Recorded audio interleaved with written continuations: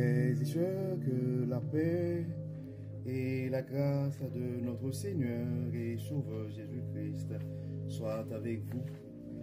Ici et de Boyou et Tudemchen Ministries pour notre dévotion matinale pour ce mardi 30 juillet 2024. Toujours dans la mission de vous accompagner matinée après matinée, réveil après réveil sur le chemin du royaume de Dieu. Car l'essentiel, frères et sœurs, est dans le royaume de Dieu. La force est en Dieu, l'abondance est en Dieu, la sagesse est en Dieu et surtout l'espérance est en Dieu. C'est pourquoi nous nous répétons à chaque instant, cherchons d'abord le royaume de Dieu et sa justice, et toutes les autres choses nous seront données en plus. Bon réveil mon frère et bon réveil ma soeur. Bienvenue à notre dévotion matinale. Que le nom de l'Éternel soit béni, que le nom de l'Éternel soit glorifié, que le nom de l'Éternel soit exalté, car notre Dieu nous a fait du bien. Il nous a permis de nous réveiller ce matin. Oui, frères et sœurs, beaucoup ne se sont pas réveillés ce matin. Beaucoup n'ont pas survécu cette nuit. Donc c'est pourquoi nous devons rejoindre nos voix avec celles des anges, avec celles des archanges pour louer le nom du grand Dieu Jéhovah. Dans le psaume 150, le psalmiste nous dit que tous ceux qui respirent louent l'Éternel. Louons l'Éternel, frères et sœurs. Débutons notre journée avec Dieu. Car vous savez, frères et sœurs, la raison d'être de notre dévotion matinale, c'est de donner à chacun de nous une occasion de pouvoir se réveiller avec Dieu. Car un réveil avec Dieu va nous donner la possibilité d'avoir une journée remplie de la faveur de Dieu. Et en accumulant des journées remplies de la faveur de Dieu, nous allons finir par avoir une année 2024 remplie de sa bonté.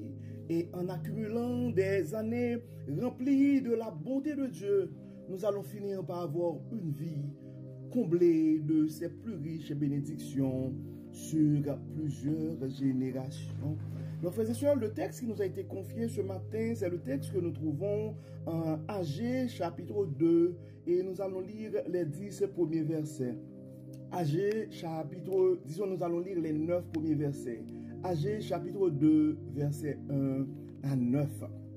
Et le titre de ce texte, si nous regardons en fait à la version de la Bible du semeur, c'est la gloire future du nouveau temple. Le 21e jour du 7e mois, l'Éternel fit entendre sa parole par la bouche du prophète Agé en ces termes. Parle à Zorobabel, fils de Shealtiel, gouverneur de Juda, à Josué, fils de Yehosadak, le grand prêtre, et au reste du peuple, et dis-leur, reste-t-il parmi vous quelqu'un qui ait connu ce temple dans son ancienne gloire? Et à présent, comment le voyez-vous? N'est-il pas comme rien aujourd'hui à vos yeux? Mais maintenant, courage Zorobabel, dit l'Éternel. Toi aussi, Josué, fils de Yehosadak, grand prêtre, prends courage. Courage, vous aussi, tous les gens du pays, dit l'Éternel. Mettez-vous à l'œuvre, car je suis avec vous. Voilà ce que déclare le Seigneur des armées célestes. Tel est l'engagement que j'ai pris envers vous quand vous avez quitté l'Égypte.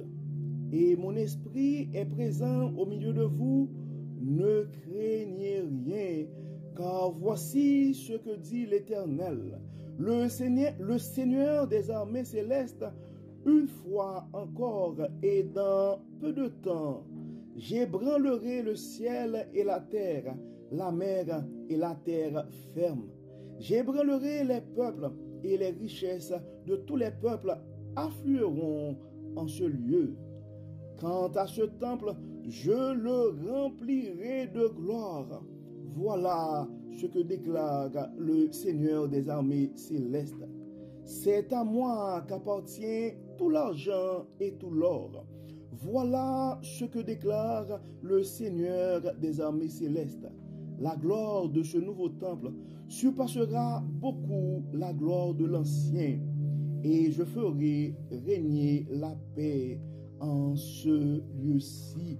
C'est l'Éternel qui le déclare, le Seigneur des armées célestes. Nous venons de lire, frères et sœurs, le texte que nous trouvons en Agé chapitre 2, versets 1 à 9. Et ce texte parle de la gloire future du nouveau temple. Donc, si ça parle de la gloire future du nouveau temple, ça veut dire tout simplement, et l'ancien temple présentement est dans une situation désagréable, je pourrais dire. En fait, l'ancien temple probablement est dévasté ou dans un état qui ne va pas faire la joie ou la fierté du peuple de Dieu. Probablement ce matin, mon frère, probablement ce matin, ma soeur, quand tu regardes ta vie, quand tu regardes ta carrière, probablement tu es en train de vivre un creux dans la vie. Probablement tu es en train de vivre, d'expérimenter des revers de la vie.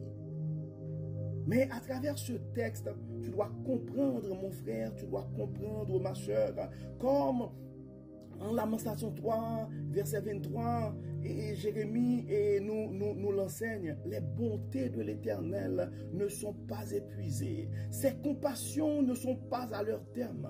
Elle se renouvelle chaque matin. Donc, en dépit de ta situation ce matin, mon frère, en dépit de ta situation ce matin, ma soeur, ce que tu dois regarder, ce que tu dois considérer, ce n'est pas la situation que tu es en train de vivre ce matin, mais c'est la bonté de Dieu. C'est la faveur que tu peux trouver aux yeux de Dieu ce matin.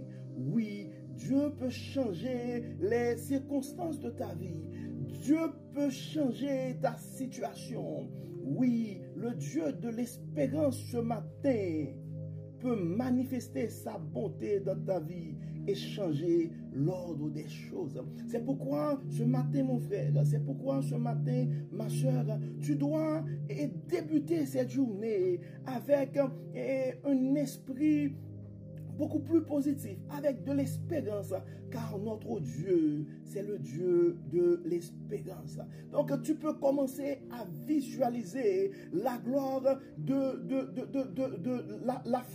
la gloire que tu vas vivre dans ta vie. Tu dois commencer à visionner cette nouvelle phase de ta carrière, cette nouvelle phase dans tes finances, cette nouvelle phase dans ta santé.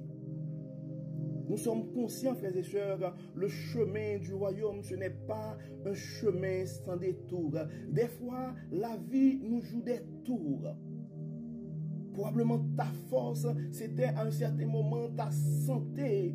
Et présentement, tu vois que ta santé est en train de se détériorer. Et malgré tout, il n'y a pas grand-chose que tu peux faire. Hein. Malgré des traitements prescrits par des médecins. Mais on voit que les pronostics ne font pas toujours la joie.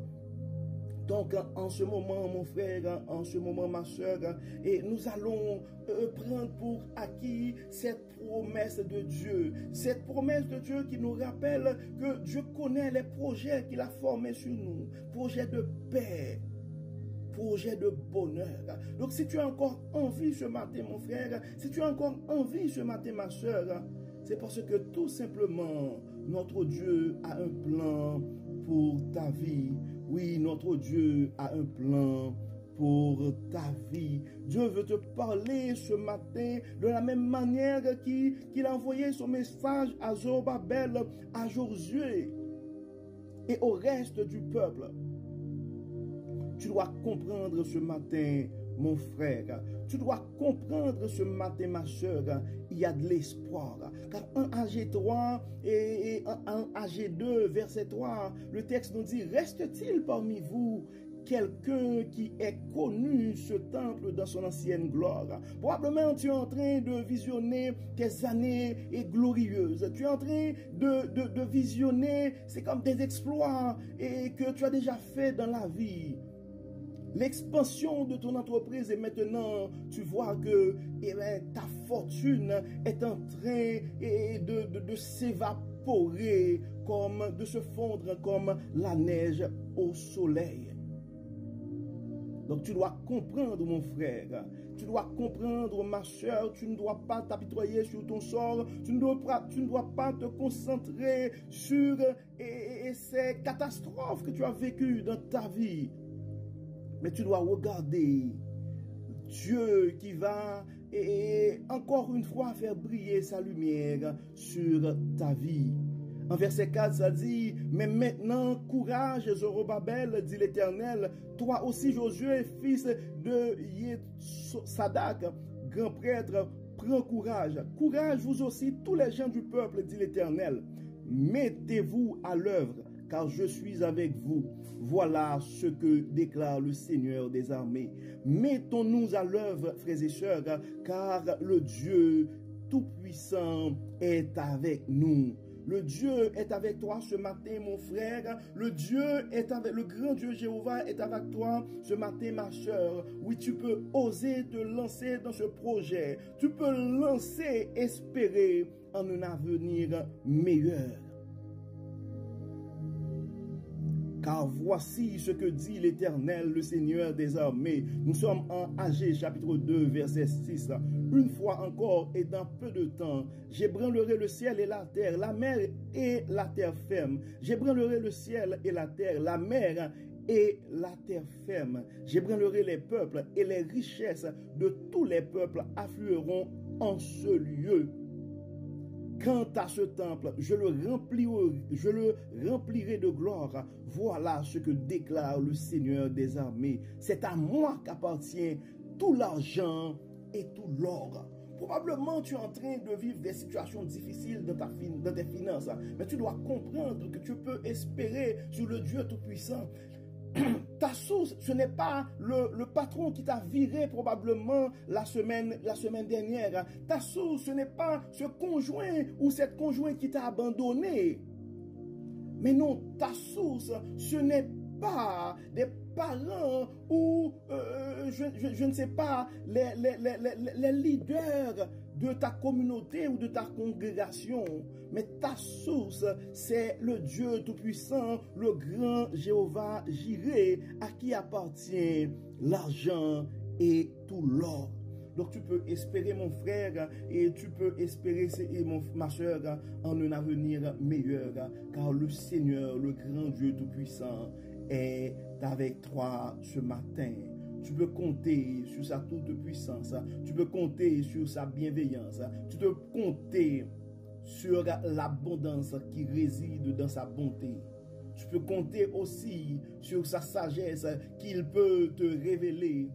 Car probablement les situations difficiles que tu es en train de vivre, qui dépassent ton intelligence, qui dépassent ta capacité, mais Dieu peut te révéler sa sagesse et faire en sorte que tu vas être en mesure de résoudre ces problèmes avec aisance. Donc comme d'habitude, frères et sœurs, nous allons prier ce matin, nous allons intercéder pour nos frères et sœurs qui sont malades, pour nos frères et sœurs qui sont en train de vivre des problèmes financiers, pour nos frères et sœurs qui ont des soucis de famille, pour des frères et sœurs qui se posent plein de questions par rapport à leur carrière, par rapport à leur avenir ou l'avenir de leurs enfants ou l'avenir de leur pays aussi, car on s'entend, frères et sœurs, dans beaucoup de coins dans le monde, il y a la guerre, il y a de la famine, il y a de plus en plus le nombre des réfugiés, ça augmente. Il y a des gens qui abandonnent leur maison à cause de l'insécurité, à cause de la précarité, à cause de la faim. Oui, ça existe et dans plusieurs coins. Il y a beaucoup de nos frères et sœurs aussi qui sont même persécutés à cause de leur foi. Ils ne peuvent pas exprimer librement. Ils ne peuvent pas adorer. Donc nous devons avoir une pensée et intercéder pour ses frères et sœurs. Probablement toi aussi ce matin qui nous écoute, et tu as des soucis, tu es en train de souffrir probablement des situations en silence, tu as des défis dans ta vie, des inquiétudes. Probablement nous autres de notre côté, nous n'avons pas toutes les réponses parce que comme hommes, et nous sommes tous des humains, nous avons tous nos soucis, nos challenges dans la vie. Mais nous avons l'espérance, nous avons l'assurance que notre Dieu, il est capable de tout faire. Et ce matin, à travers sa parole, il nous rappelle qu'il est avec nous. Donc notre Dieu est avec toi ce matin, mon frère. Notre Dieu est avec toi ce matin, ma soeur. Tu peux avoir confiance et affronter l'avenir avec espérance. Prions Dieu, frères et sœurs. Dieu de bonté, Dieu de miséricorde, nous te disons merci pour ton amour, merci pour ta grâce, merci pour ta fidélité, merci Seigneur pour tout ce que tu as fait pour nous. Merci Seigneur parce que encore une fois, tu viens de nous confirmer que tu es avec nous et nous n'avons pas à craindre du lendemain. Dieu clément, merci pour ton amour, merci Seigneur pour la révélation de ta sagesse. Merci Seigneur pour les paroles d'espérance de ce matin. Et nous aimerions profiter de cette occasion pour remettre entre tes mains nos frères et sœurs qui sont malades. Tu es le docteur par excellence, le grand Dieu guérisseur. Nous les remettons entre tes mains. Tu connais leurs adresses, tu connais leurs diagnostics, tu connais leurs soucis, leurs inquiétudes. Nous les remettons tous entre tes mains, nos malades. Nous aimerions remettre spécialement entre tes mains et Dieu clément et ces deux familles qui ont été victimes de cette explosion. Nous demandons, Seigneur, de continuer à intervenir dans leur vie. Fais briller, Seigneur, ta puissance à travers cet événement tragique de leur vie. Il y a probablement d'autres frères et sœurs qui sont en train de vivre des situations difficiles, soit un accident, soit une catastrophe quelconque. Dieu de toute consolation, nous te demandons de les consoler et nous te demandons, Seigneur, et tu es le réparateur des brèches, nous te demandons, Seigneur, d'intervenir dans leur vie et d'opérer des miracles. Probablement, il y a certains qui ont eu des accidents et probablement les diagnostics du médecin, cette personne n'aura jamais la possibilité de pouvoir marcher encore une fois. Mais tu es le Dieu des miracles. Nous rappelons ce que tu as fait, Dieu clément, au bord de la piscine de Bethesda. Probablement, il y a des gens présentement qui sont malades, qui ont besoin d'une touchée, qui ont besoin d'une parole ce matin. Parle Seigneur, parle Seigneur. Tu es le Dieu de toute puissance, tu es le Dieu qui donne chair et vie à des ossements desséchés. Donc à des situations assez difficiles. Tu peux redonner vie Seigneur à des membres, tu peux redonner vie à des organes. Dieu clément, tu es le Dieu qui a pu multiplier des pains et quelques pains et quelques petits poissons pour nourrir une multitude. Nous avons nos frères et sœurs qui sont présentement en difficulté, qui ont des soucis financiers. Nous demandons Dieu clément de pouvoir à leurs besoins. Beaucoup, Dieu clément, n'arrivent pas à payer leur loyer, à rejoindre les debout. Tu les connais, Dieu clément, nous les remettons entre tes mains. D'autres sont quand même qualifiés, ils ont des diplômes, mais ils cherchent un emploi présentement. Et à chaque fois, c'est comme ça ne peut pas durer. C'est comme il y a comme une sorte d'instabilité au niveau de leur carrière. Dieu Tout-Puissant, nous te demandons de révéler ta puissance, de révéler ta sagesse, d'inspirer ses frères et les révéler, Dieu Tout-Puissant, ta vraie mission pour leur vie. Donne, Seigneur, et à ceux qui n'en ont pas. Dieu clément, il y a d'autres qui ont des projets et qui sont hésitants, qui se posent plein de questions par rapport à l'avenir. Révèle ta puissance et accompagne ses frères et sœurs. D'autres ont des problèmes de famille, soit avec le conjoint, soit avec les enfants. Nous les remettons tous entre tes mains. Nos personnes âgées sont entre tes mains. Nos aînés, frères et sœurs. Et Dieu clément, accompagne nos enfants, accompagne nos jeunes qui ont probablement des projets de vie aussi. Nos aînés sont entre tes mains. Pardonne nos péchés, Dieu Tout-Puissant. Viens dans nos vies, enlève tout ce qui n'est pas de toi et permets que ta lumière puisse briller. Éclaire-nous, que ton Saint-Esprit nous imprègne. Parle-nous, Dieu clément. Instruis-nous, conduis-nous, guide-nous, et que tout soit fait dans nos vies pour la gloire de ton nom. Pardonne nos péchés et exauce-nous. Au nom de Jésus, nous prions. Amen. Amen. Frères et sœurs, nous arrivons au terme de notre dévotion pour ce mardi 30 juillet 2024. Nous espérons que votre âme a été bénie et si vous ne l'avez pas encore fait, je vous invite à partager ce message à un frère ou à une sœur, car on ne sait jamais ce que la parole de Dieu peut faire dans la vie de l'un de ses enfants bien-aimés. Et d'ici là, frères et sœurs, nous vous souhaitons une excellente journée sous le regard du Dieu Tout-Puissant. Que le Seigneur nous bénisse, que le Seigneur nous dirige, que le Seigneur nous accompagne et qu'il nous accorde sa grâce et sa sagesse. Au nom de Jésus. Amen. Amen. Encore une fois, bon mardi, frères et sœurs. Et à demain.